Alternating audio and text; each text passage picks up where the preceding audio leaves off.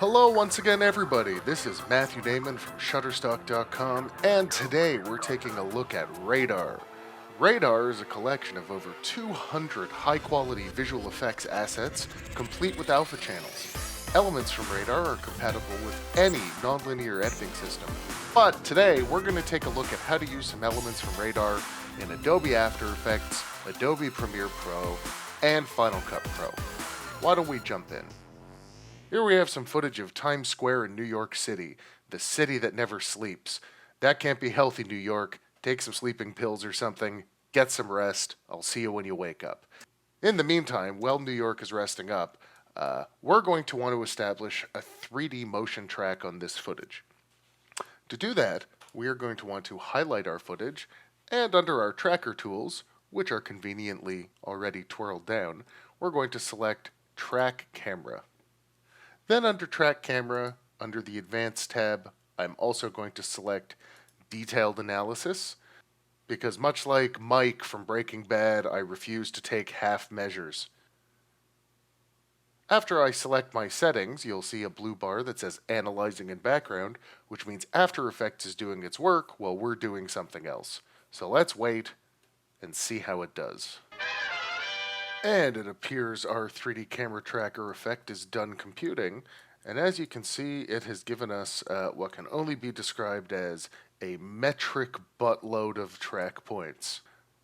We're going to focus on the rooftops of buildings, and unfortunately they're the parts that have kind of tracked the least, but we can use some little tricks to get track points exactly where we want them.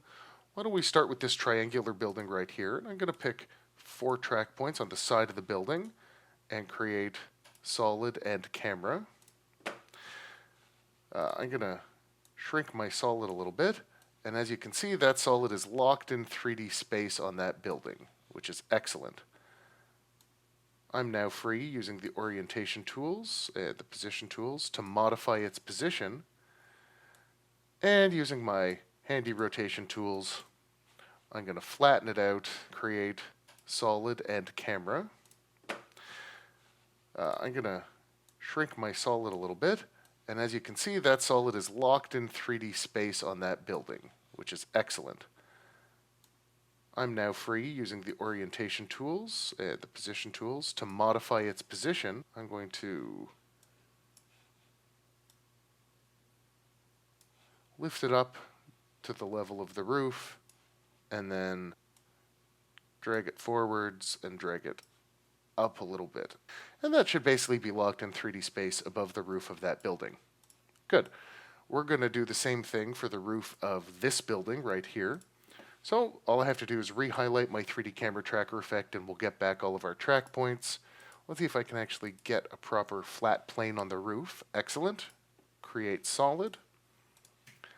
Again, I should be able to shrink that down and rotate it, and that should be locked in space directly to the roof of that building. And let's go for one more. Camera tracker, let's see if we can get a nice flat plane out of this roof. Good enough. Great solid. And let's shrink you down and rotate. And that should be locked above that roof. Great, so we have our 3 rooftops that we've selected, and we have the beginnings of our rooftop HUD effects, because what I'm going to do is I'm going to pre-compose each of these solids individually, and we'll call this roof 01. Pre-compose roof 02, and pre-compose roof 03. Now that means we actually have 3 pre-comps tracked into place, and we can jump into them and completely replace the content within them. Excellent. Why don't we focus on building an element for our first roof, and we'll probably be able to use that work on the other 3 roofs. The first thing I'm going to do is blow out that track solid because we don't need it anymore, and I'd rather build this on a black background. And then under Project, we're going to look at our radar assets and start building. As you can see, many pieces of radar are built with an in, a loop, and an out. The way these work is an animated element, very short, that's just an in animation, which seamlessly butts up against the loop animation. So as you can see, the circle animates in, then sits and loops for as long as we want. And then at the end, we use an out element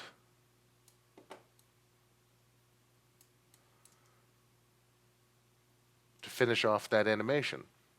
It's a really, really nice system. You can cut your loop basically anywhere you want and finish it off. And simply by dropping 3 elements on a timeline, you have a very complicated animation that would take you a very long time to put together yourself.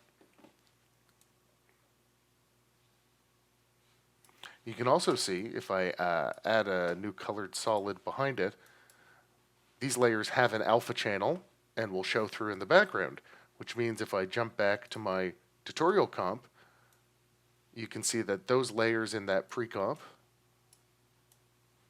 are sitting on top of our footage, which makes our job much, much easier. I actually like this circle as a first element for our animation. On top of it, I'm going to drop a square HUD element, which has some really kind of wonderful tech gack on it. And I'm going to use the same in-out loop technique and just make sure it's the same length.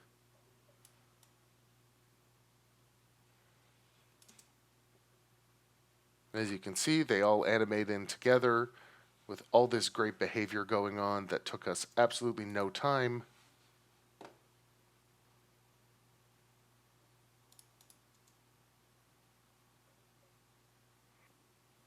And I'm going to grab a radar arc scan and just run it for basically the whole thing. In fact, I'm going to slow it down a little bit and stretch this to 110.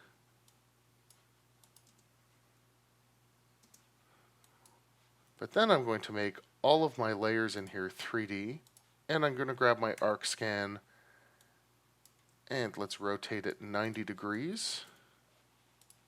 I'm going to split this into 2 views, and I'm going to grab my arc scan so that it basically emanates from that plane.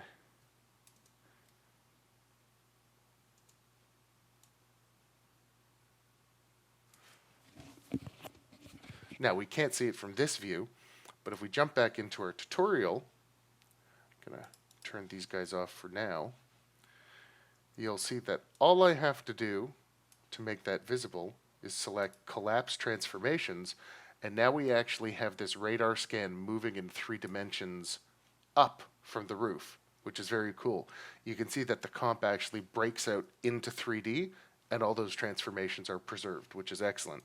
It also means that within this comp, let's say I select all these and pre-compose them and call this circle, as long as this stays 3D with collapse transformations on it, I can scale it up so that it's actually even outside the confines of this comp, and back in our tutorial comp, it'll actually retain everything even that runs out of the comp because the transformations are collapsed, which is great.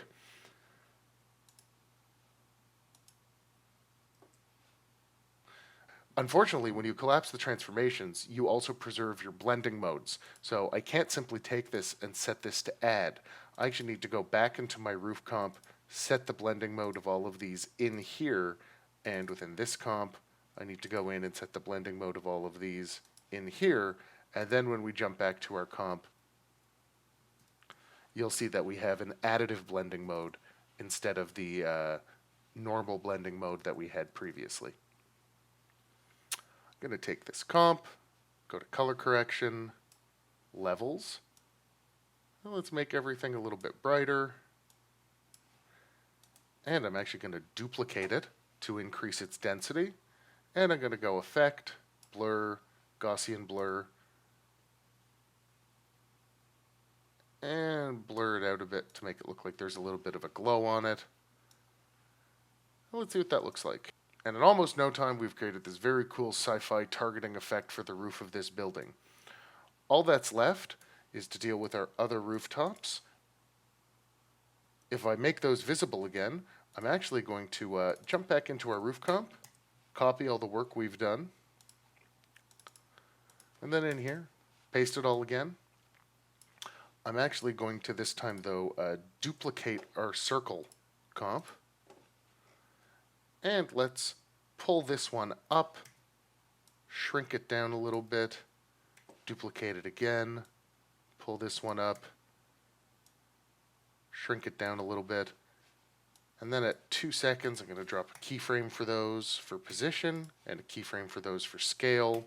If I hit U, it will twirl open all my keyframes. I'll jump back a second and copy position, paste, whoops, copy position, paste, paste, and copy scale, paste, paste. And now you'll see those layers animate up with one of the radar sweeps. I'm just going to put an ease on them. And because our transformations are collapsed, back in this comp, you will see that as we fly over this building, if I delay the time on this, and select collapse transformations,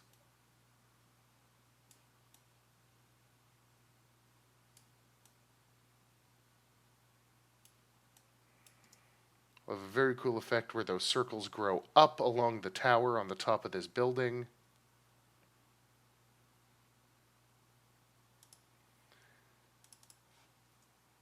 And let's go back to roof 1. Paste everything back in here.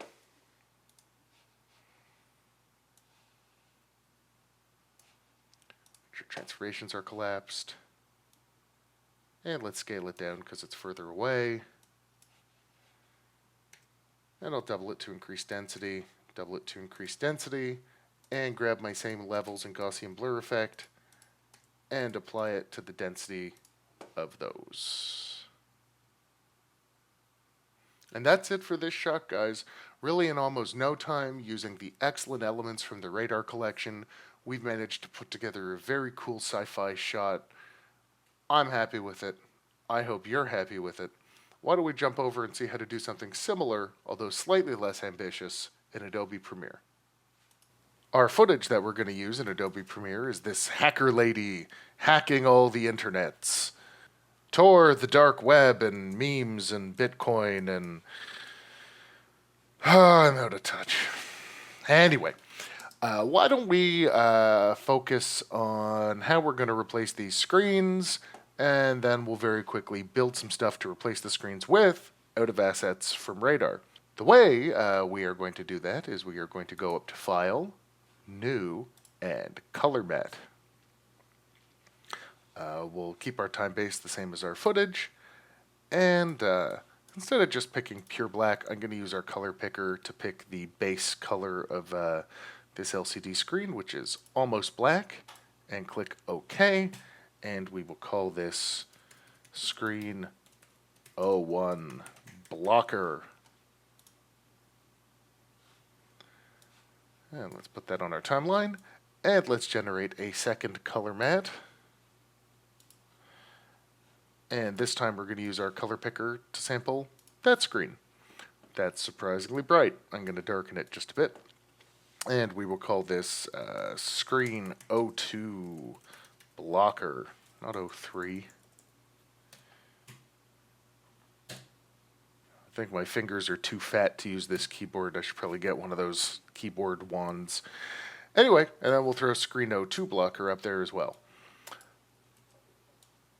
We are going to try and use Premiere in a similar way to After Effects by using nests as pre-comps. So, Screen 01 Blocker, I'm going to nest, and we'll call it Screen 01 Blocker Nest. I realize I didn't have to name those mats because these are going to be named anyway, but too late. There's no going back. We've gone too far. Screen 02 Blocker Nest. Great.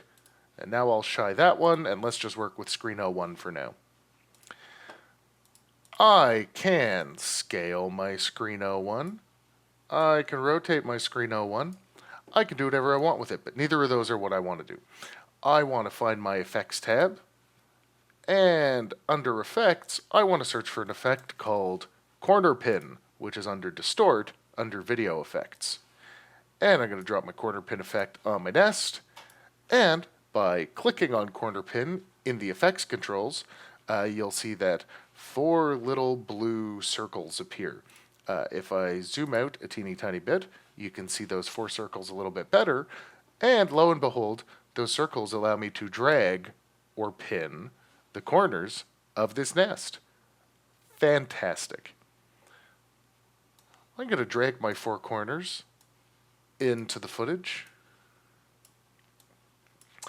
And then we're going to zoom in on our footage and place these with some accuracy. So we're going to drop 1 corner on that corner of the screen, 1 corner on that corner of the screen, 1 corner on that corner of the screen, and $50 for the first person to tell me where this corner is going. Oh, you're right, that corner of the screen. The person that guessed it was me, so the people paying me to make this tutorial owe me an extra $50. I have children to feed. That's a lie, I don't have kids. Okay, I've tweaked my corners, and we have now successfully matted out this entire computer screen. So jump back to fit. There you go. Now it looks like she's looking at a blank computer screen. I'm going to do the same thing with my other screen. Quarter pin, wireframe, zoom out, corner, corner, corner, corner. How many times can I say corner until it loses all meaning? Corner, corner, corner. Nobody puts Matthew in a corner. But Matthew puts many pins in corners. I do apologize if it sounds like I'm slowly losing my mind. It's 'cause I am. It's not right.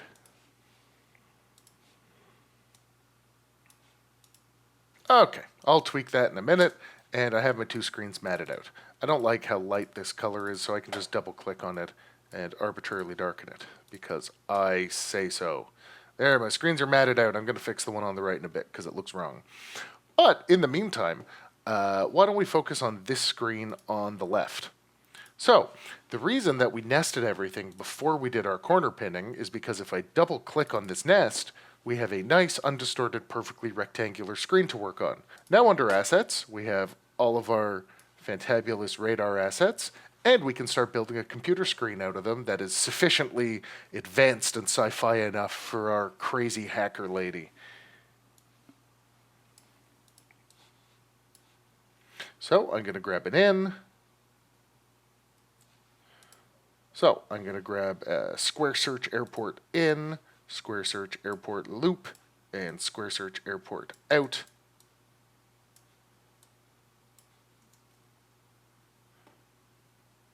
That's pretty cool. Let's nest that, and let's actually shrink it down to only be a part of the screen, because we need to make sure that this screen is sufficiently hackery. Just going to fast forward the next little bit. I don't have to show you the whole process. I just put together some screen content out of elements from Radar. The specifics aren't really important. What's important is use your imagination and use these great clips to build awesome technology screens. Okay, looks like I'm done. Let's go see what me from the past has to say. And all the work is done. If I jump back to our tutorial timeline, you'll see that because we already dealt with our corner pin, that content is pasted directly in the computer screen. And all we have to do is copy and paste that work, and with some slight modification and adding a few new elements, we can complete the other screen content as well. And in just a couple of minutes, we've successfully replaced all the screen content in this shot with awesome elements from Radar. Let's jump over to Final Cut Pro and take a very quick look at how to do something similar in that piece of software. So here we are in Final Cut Pro, and we have footage of a very nervous looking guy leaning back in his Tesla, letting the autopilot do its thing. You're supposed to keep your hands hovering above the wheel, buddy. It's autopilot assist, it's not real autopilot. I think we're just going to replace this screen here, give it a little bit of love, and make it a little bit more techy than it was before. To do that, the first thing we need to do is black out the screen. And you do that using the generators. Under generators, there's text, there's solids, there's backgrounds, there's elements, there's all sorts of funky stuff, but we just kind of want a black solid. So we're going to create a custom solid, not like that. Custom solid, drag it down onto the timeline, and we have our black solid. Unlike Adobe Premiere, one of the great things about Final Cut Pro is it has a distort effect built right in, which means I don't even have to apply an effect to this clip. I can just start grabbing points and dragging. Just like we did in Premiere, we are going to black out this screen. As you can see, some of the trim from the Tesla rides over top of our mask, but that's okay, we'll fix that in a second. Let me zoom in here and get this perfect. I'm going to fast forward a little bit, but I will see you in a minute.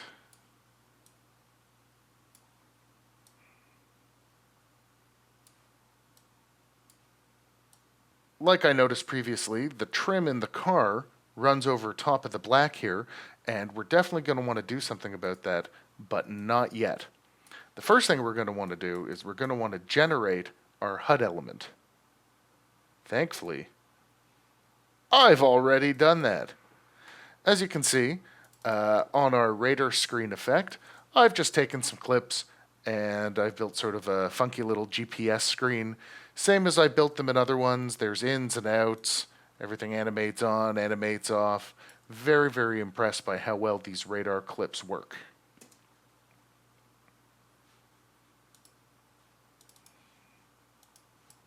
So back in our project, we're going to grab our radar screen effect and drop it on the timeline, and we're done. It's perfect. Great. No, I'm just kidding.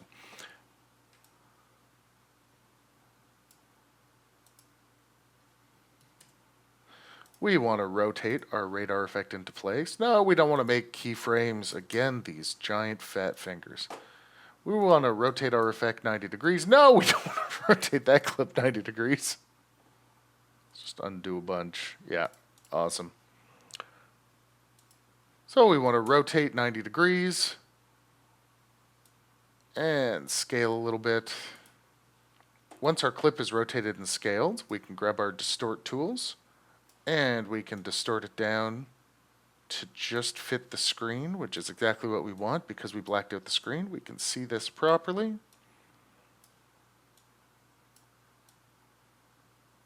But we have a problem.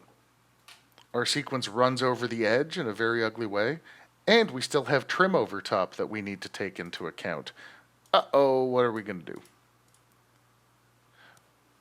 In order to preserve this little piece of trim, we're going to want to select our black matte. We're going to want to go into our effects panel, and we're going to want to conduct a search for draw mask. I'm going to drop the draw mask effect onto our layer, and you can see that my cursor turns into a cute little pen tool.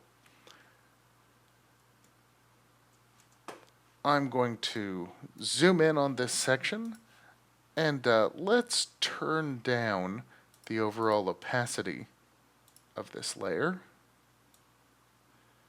just so we can see the part that we need to draw.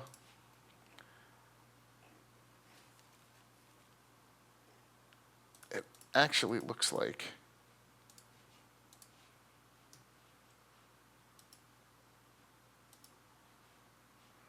I should probably fix, it actually looks like I should probably fix my distort a little bit because I'm not quite covering that whole screen. There you go. And let's re-enable my draw mask effect. And if you are not seeing your cursor, all you want to do is unclick the little wireframe distort icon, and you'll get your mask back, which is what you want. So I can turn down the opacity and then just start drawing along this piece of trim. Great. And I'm just going to change the type of mask to inverted. Then I'm free to turn my opacity all the way back up And my trim is preserved over the solid. Everything's awesome. And I can re-enable my screen content. Now, I could draw a similar mask on this to crop it out, but there's no need. I'm going to duplicate my black mat. Let's paste it back on top of the footage. And then I'm going to go to blending mode. And instead of normal, I'm going to use stencil alpha. You'll see that that knocks out everything in the clip except for what directly falls under the alpha channel of this matte layer. Unfortunately, it also knocks out our footage layer, but that is quickly rectified by selecting these three layers, right-clicking, and hitting New Compound Clip. Screen, content, OK. And now the black mat with a mask on it knocks out the screen content except where that black mat lives, which is awesome. And if I zoom out, you see our Tesla screen has been replaced with awesome elements from Radar, and we're done. That's it for me today. For more great stock footage, visual effects plates, and amazing tutorials like this one, be sure to visit Shutterstock.com. I'm Matthew Naiman, you're you, and remember, the term radar was coined in 1940 by the United States Navy as an acronym for radio detection and ranging. I'm just saying. See you next time.